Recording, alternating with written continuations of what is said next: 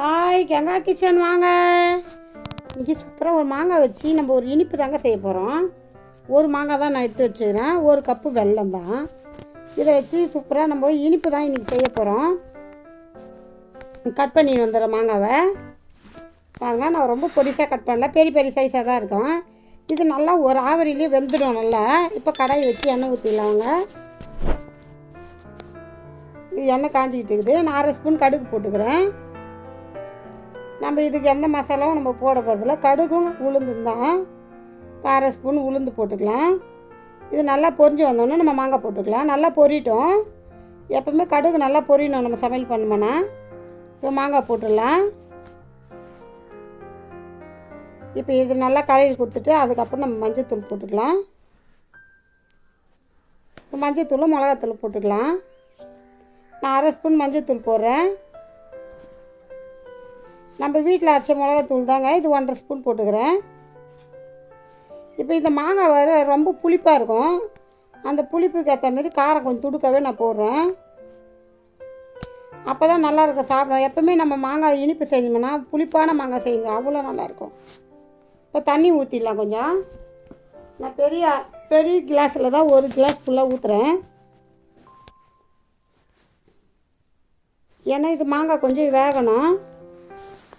இப்போ வெந்து வந்த பிறகு தான் நம்ம வெல்லம் போட போகிறோம். இப்போ உப்பு போட்டுக்கலாம்.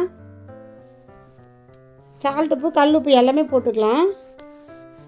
ஏன்னா கொஞ்சமாக போடணும், எந்த இனிப்பு செஞ்சாலும் நம்ம உப்பு போடணும், அதுக்கு தான். இப்போ நம்ம மூடி வச்சிடலாம். ஒரு 5 நிமிஷம் சிம்மில் வேகட்டும். நம்ம 5 நிமிஷம் வெந்த பிறகு தான் எடுத்து அதுக்கப்புறம் வெல்லம் போட்டுக்கலாம்.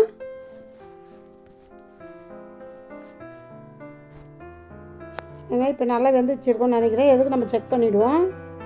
நல்லா கலரி குத்தலாம் வெந்துச்சுன்னு நான் பார்த்துக்கிறேன். நல்லா தண்ணியெலாம் நல்லா சுண்டி வந்துங்க பாருங்கள், பார்த்தீங்களா? நல்லா கரண்டி இறங்குதா மாங்காயில். அவ்வளோதான், ரெடிங்க. இப்போ வெல்லத்தை போட்டுடலாம். இவ்வளோதான். மாங்காய் ஈஸியாக இருக்கும், சிம்பிளாக செஞ்சிடலாம், சட்டுன்னு செஞ்சுக்கலாம். அவ்வளோதான், நல்லா கலரி குத்தலாம். இப்போ நல்லா கொச்சிக்கு நல்லா வெந்து வரணும். அப்போ தான் அது நல்லா அந்த இனிப்பு போயிட்டு அந்த மாங்காயில் நல்லா ஊறும். அப்போ டேஸ்ட்டாக இருக்கும் நம்ம எடுத்து சாப்பிட.